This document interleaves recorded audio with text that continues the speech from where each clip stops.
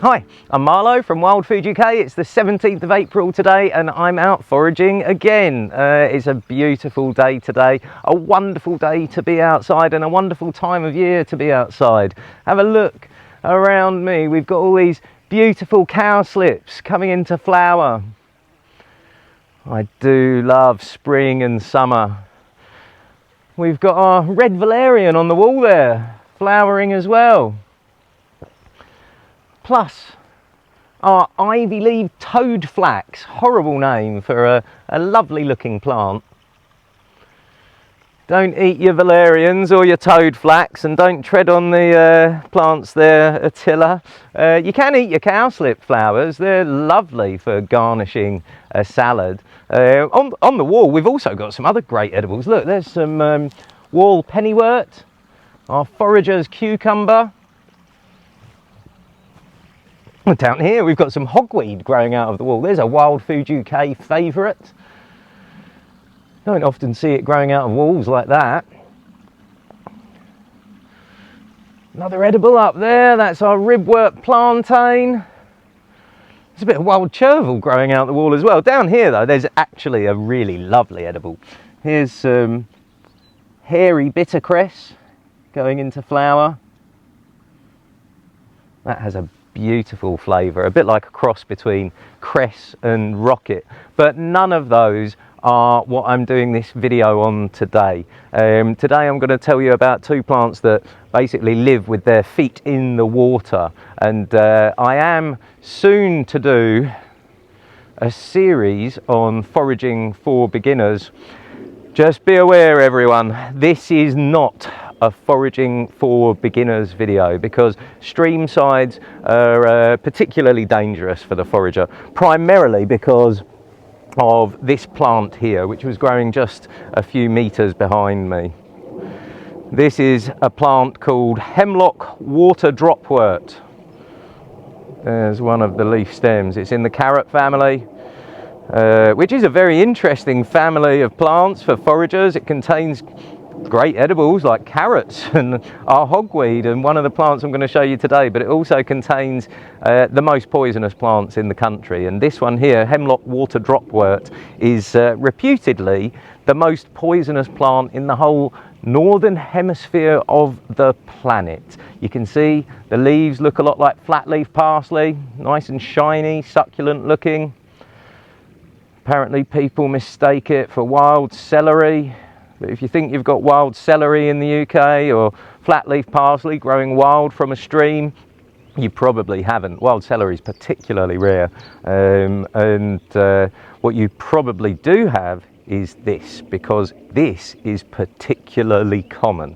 Grows in almost every waterway that I know of, all over the country, full stop. And it's so poisonous that apparently a handful of this stuff is enough to kill you potentially within 2 hours. So if you're foraging from watersides, be aware of this plant. Also be aware particularly of the common hogweed lookalike, giant hogweed, which will have much bigger leaves than that, spikier edges, and the leaves will be shinier with a lot less hairs. That to me is actually, although not as poisonous as this, that is the most dangerous plant in the country, because just touching it can end up with you in hospital through the phototoxic burns, the phytophototoxic burns that it can give you. And there are other riverside poisonous plants as well. So here we go, hemlock water dropwort. The two plants, now I think that's enough of a warning and a start to this video, because the two plants I'm going to teach you about in this video, the primary plants for this video, are watercress and fool's watercress. Now fool's watercress is down here. This plant, not the dock leaves, but those nice shiny, bright, vibrant green leaves that you can see over there. They are fool's watercress. And here, right beside it, which is why I decided to do this video today, we've got true watercress. Now I've picked one of each so that I can show you the differences. Here we've got our carrot family Fools Watercress, Apium nodiflorum. And here on the right, I've got our watercress, true watercress, Nasturtium officinale. This is in the cabbage family. So two different families of plants entirely, but they look very similar. I could certainly forgive you for saying, Marlo, we cannot tell the difference, but there is a way to tell the difference. I'll go through that in just a second. But first of all, visually, what you can see there is the Fools Watercress grows in more of a rosette, which you see with most carrot family members, whereas our true watercress as a brassica grows with a stem where the petioles come out of the main stem. The petioles are the leaf branches, if you like, whereas the petioles on this one come out from a rosette.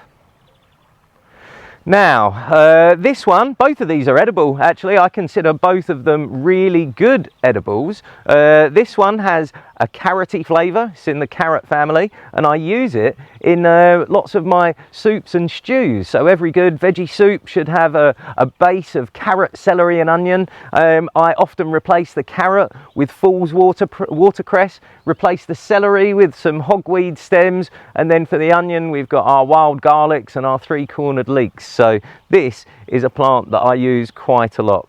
This true watercress is a plant that I actually use less often, but both are edible.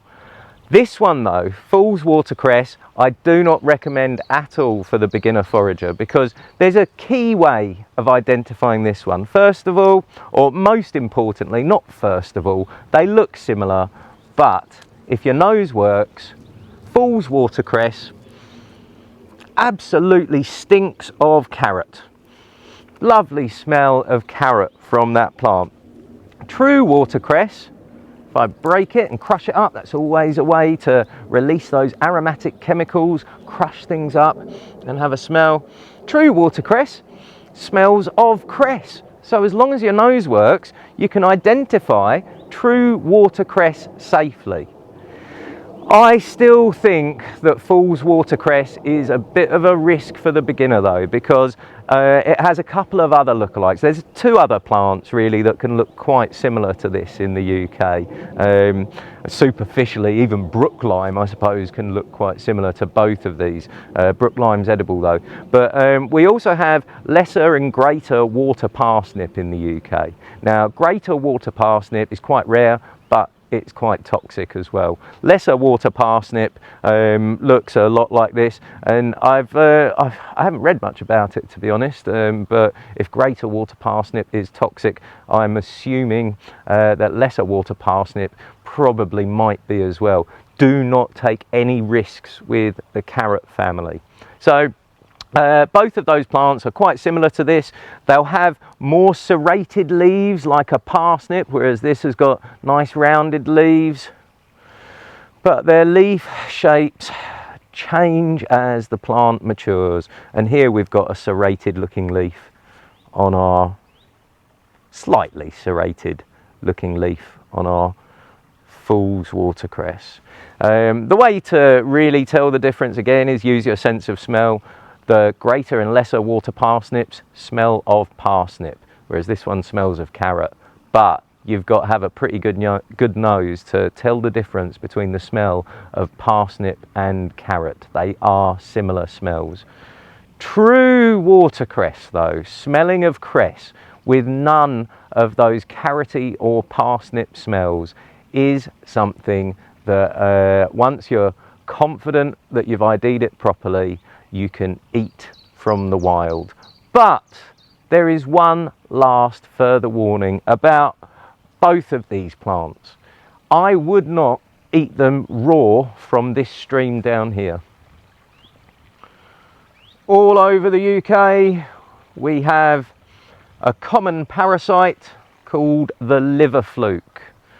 Liver flukes spend part of their life in a sheep, part of their life in a snail, and part of their life in one of the plants that I've shown you today, either Fools Watercress, possibly even hairy bittercress as far as I know, and certainly possibly the true watercress. So eating them raw from any stream that has come potentially through a sheep field, you are running the risk of ingesting liver flukes, which can get into your liver and can be a very, very serious parasite.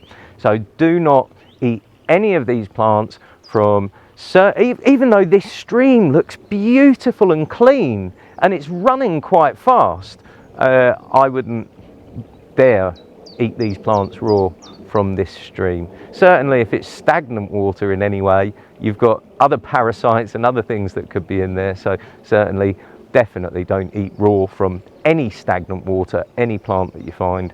But if you cook them, you're absolutely fine. So use this, Fools Watercress. If you are 110% sure you've got Fools Watercress, you can use this in your soups and your stews.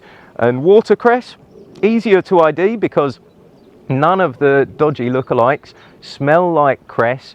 Certainly use this in your soups as well, or grow it for yourself at home. Watercress is particularly easy to grow. Don't eat it raw from the wild. Make sure you eat these plants cooked and you will destroy those liver flukes. This has been quite a long video about two lovely plants. I hope you've enjoyed it. If you want to find out more, go to wildfooduk.com or book a course.